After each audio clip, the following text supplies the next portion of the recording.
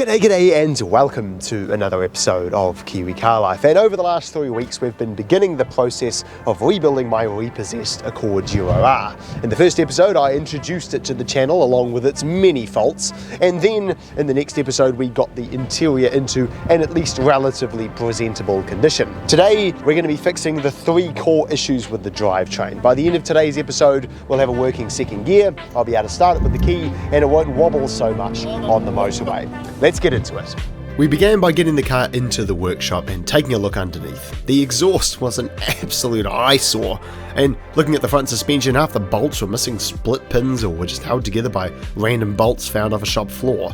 Not a great start, and after pulling apart most of the engine to get the gearbox off, we soon discovered why it wouldn't start. The ring gear was completely detached from the flywheel, so the starter was just spinning the ring gear but not actually turning over the engine. Clearly it had become very hot under here at some point. I wonder why.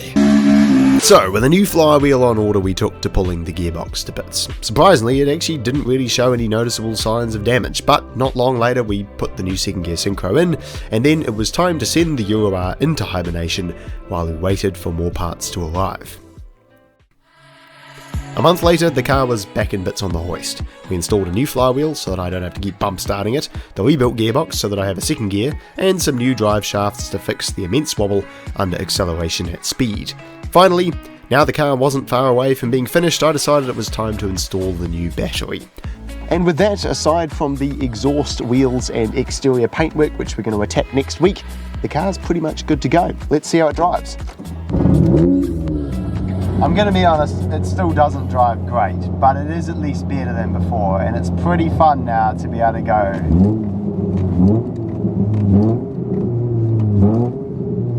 into second and first. We now have 6 gears all working flawlessly, which is very pleasing to me. I am very happy with that. It's so nice to be able to pull out, change into second gear like a normal person. And then, of course, what's even better is now we can have a proper good VTEC.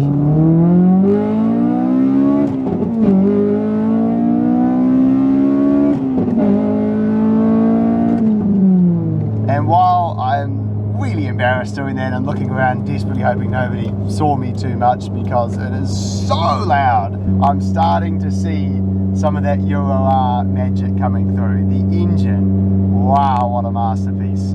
It's still not running great. We found out what the engine light's for. It's for a knock sensor, which is interesting because I had the same problem with my CL9, and it's definitely got a hint of hesitation, which says to me the fuel pump's probably going as well, which is really annoying because here I was thinking there was only a few things that need fixing, but the deeper you dig, the more stuff that just needs replacing on this car, and it's just ridiculous. Anyway, I am at least starting to enjoy driving a little bit more now that I have a second gear, and next episode I think I'm going to start to really like this thing, because when we lose that idiotic exhaust and the idiotic wheels and it looks like a factory relatively tidy Accord Euro R with a quiet exhaust and all you can hear is just a nice good induction noise from the front, as it should be in my opinion, this thing's going to be great.